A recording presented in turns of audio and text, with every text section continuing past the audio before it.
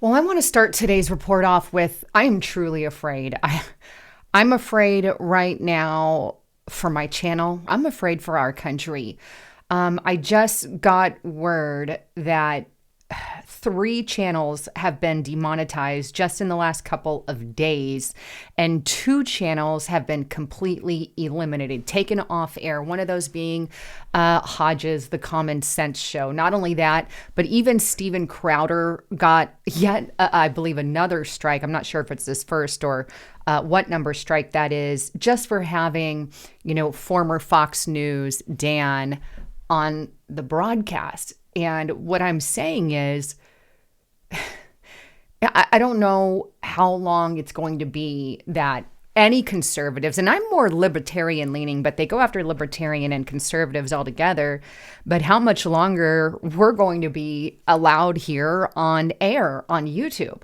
And, the thing is, YouTube used to be a really good platform back in 2013, 2014, when I started my channel. Before it was owned by Google, it was more free. It was all about you in YouTube. It was about you, the American people, of which they used to, let the content be seen. However, when Google took it over, then it suddenly became, we're going to have authoritative news, kick you out, kick us out.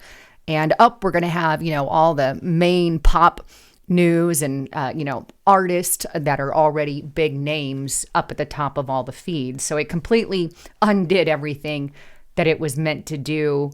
But I'm really afraid. And I pray to God, I'm afraid for myself as well. Obviously, I don't want to be taken down or anything like that, but it is a scary industry and it is a scary thing that we have to face that. And what's even more concerning is not necessarily about myself, but that the news and the real information is only going to be shared from one side of the spectrum, and that would be the Democrat, left, progressive side.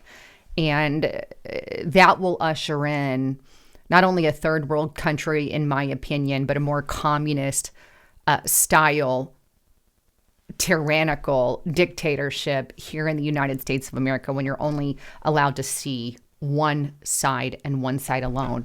Now, I believe that this could potentially have been sparked by the Biden administration yet again, because days before Crowder got a strike and Hodges and others were pulled off air or demonetized, Biden's campaign sent a counterpunch to go after misinformation.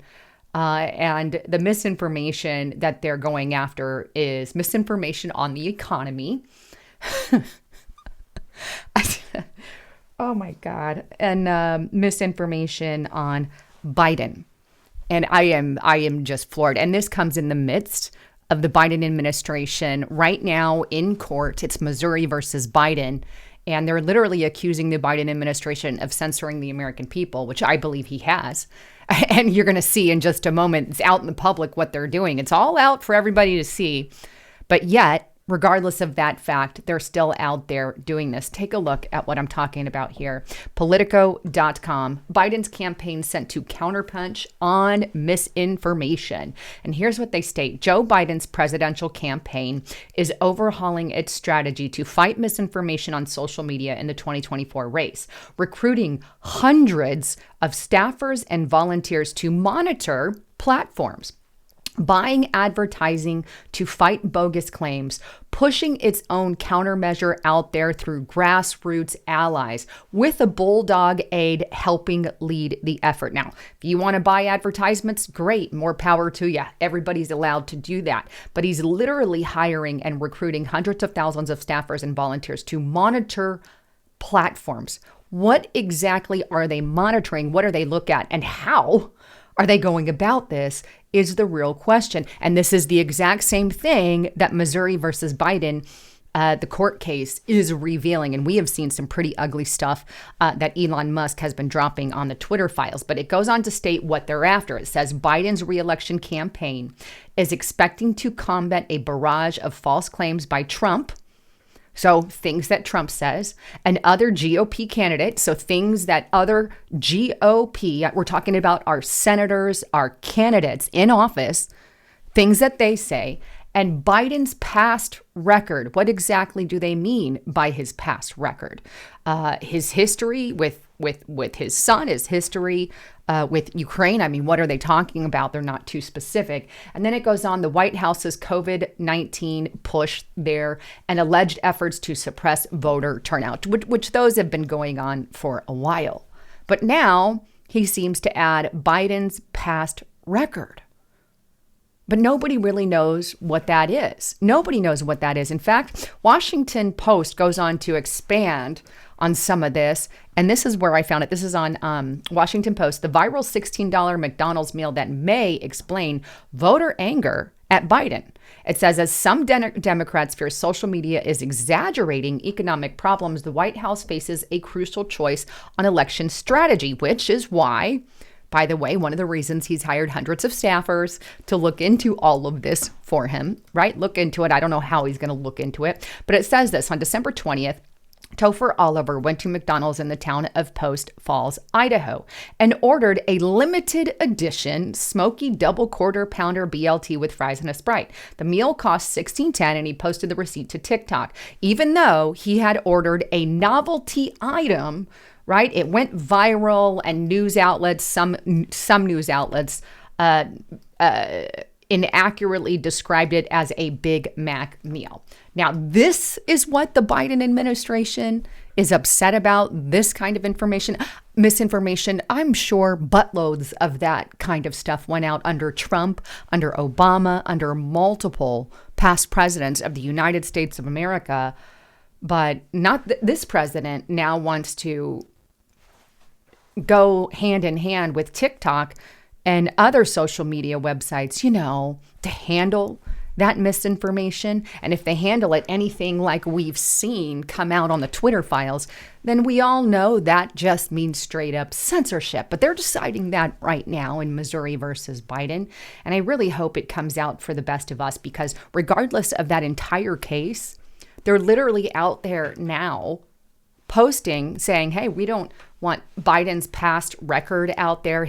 Are they talking about the economy? Are they talking about his dealings overseas? Nobody knows, because YouTube isn't really fully telling us. All we know is that Biden's new targeted attack is anyone stating stuff specifically regarding that. And whether or not the social media companies are complying with that, nobody really knows.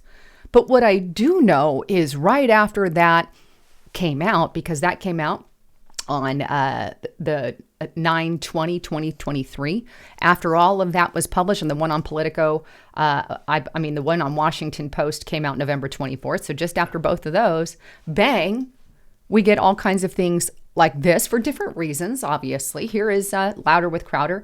He was suspended, or got a strike, if you will, for sharing a video that was 15 months old, right?